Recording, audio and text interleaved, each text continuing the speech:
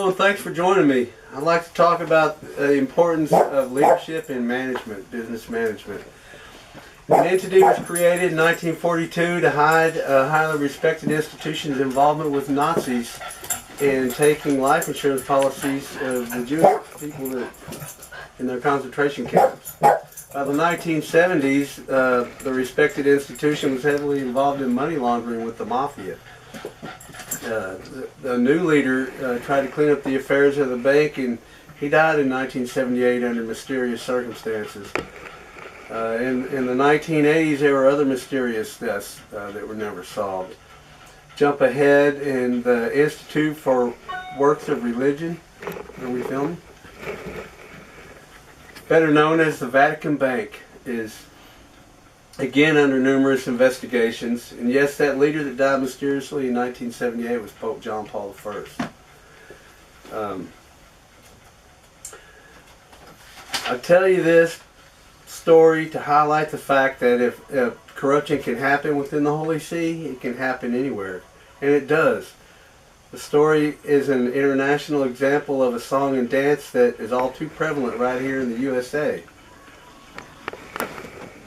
White-collar crime, also known as corporate crime. Like a virus, white-collar crime is not picky about the next host it infects. It infects businessmen, politicians, even clergy.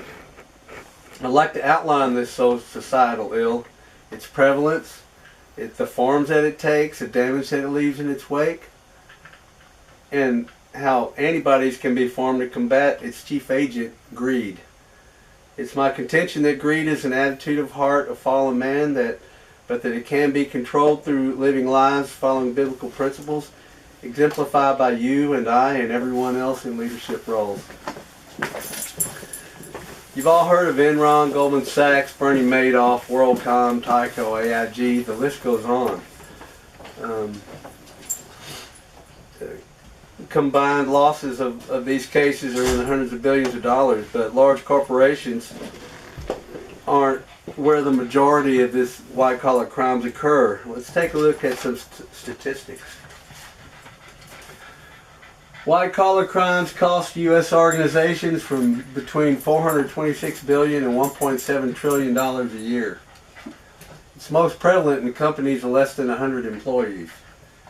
The average company loses more than $9 per day per employee, or 6% of their total annual revenue. Business losses by managers are 4 times that of employees, and business losses by executives are 16 times that of employees. Men commit 75% of these offenses. And the typical perpetrator is college-educated white male working in some form of real estate. How prevalent is white-collar crime? Right now, over 5,000 arrests per 100,000 people in the United States are linked to white-collar crime. Embezzlement, you would think, is high, but it only accounts for 6.5 of those arrests. About 4% of white-collar crime is reported to the FBI. If writing bad checks was included, that figure would double. Individual victims are the most common targets of white-collar crime, accounting for nearly 75% of the reported incidents. White-collar criminals are 7 times more likely to target the government than a religious organization. And the rarest form of white-collar crime is bribery, accounting for less than 1%. Will you be affected by white-collar crime? Probably, because about 1 out of every 4 households is going to fall victim to white-collar crime at some point. 70% of people think that white-collar crime is responsible for the Great Recession of 2008-2009.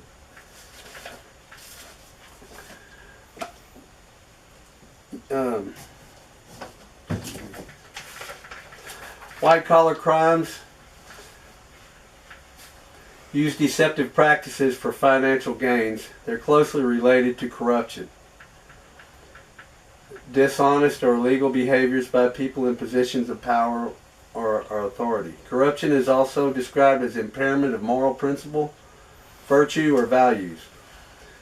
White-collar crime is said to be nonviolent, but as the story I related about the Vatican shows, foul play can absolutely occur, especially in relation to cover-ups. The FBI investigates white-collar crimes, at least 15 different types of them. I was going to list them, but for the sake of time.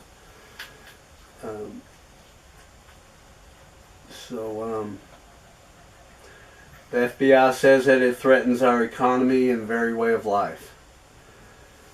It's a real threat. So what's the problem with our society that these crimes are on the rise? According to Mark Slatter, professor of theological affairs at St. Paul University, greed is so ingrained in corporate culture today that Alan Greenspan once told the Senate Banking Committee that regulatory mechanisms of the Fed were overwhelmed by the proliferation of avenues to express greed. Slatter said that many have lost their ethical mirror due to extreme competition that is necessary to they think is necessary to survive in the new global markets.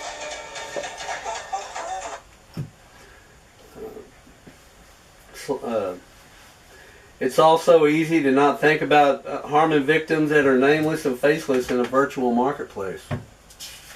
Also, social meaning has been shifting from a focus on the individual's relationship with God to that of the individual's place in society. Mega corporations have replaced the church as role models, and secularism is everywhere. Many people are too caught up in unchecked desires, busy schedules, materialism, and control of their worldly matters and all the other dangling carrots to grasp what desirable living really is. Professor Slatter says that since society at large is consumer-driven, they're moved by the propaganda of the market economy that will have us believe that we never have enough, we never know enough, we're never good enough, we're never informed enough, we're never financially secure enough, our jobs are not enough, we're not important enough. Should stop. What do we do about it? Well, there's a thing called corporate social responsibility, or the triple bottom line, that takes the 3 P's into account: people, planet, and profit. We need to be good stewards of all 3, and corporations are finding that if they remain true to that vision, all 3 P's will develop better over time. It involves being a good neighbor to all stakeholders. Just think of the golden rule: treat others as you want to be treated. What else do? We lose our egos. We study the Word of God every day so that our minds experience constant renewal in the Spirit. We bear the fruits of that Spirit to others so that they may bear fruit as well. We pass our little bits of special revelation on to the next person we interact with, and then the next. We owe those in our care and in our charge what Jesus gave us, servitude. And we need to hold people to account, starting with ourselves. So, we've seen that the good life cannot be created with money. We've seen that people will tell themselves little white lies to justify unethical acts in order to get ahead, and they'll tell great big lies to cover their tracks. Prisons are full of people who thought they could get over on somebody. And the U.S. has the largest number of prisoners per capita by far of any place on earth. Leadership is sorely lacking. Abe Lincoln said, "We shall nobly save or meanly lose the last best hope of earth. The way is plain, peaceful, generous, just.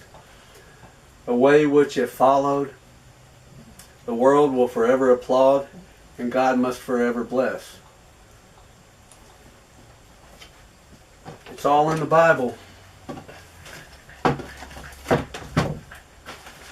And it's breathed out by God and profitable for teaching, for reproof, for correction, and for training in righteousness, that the man of God may be complete, equipped for every good work.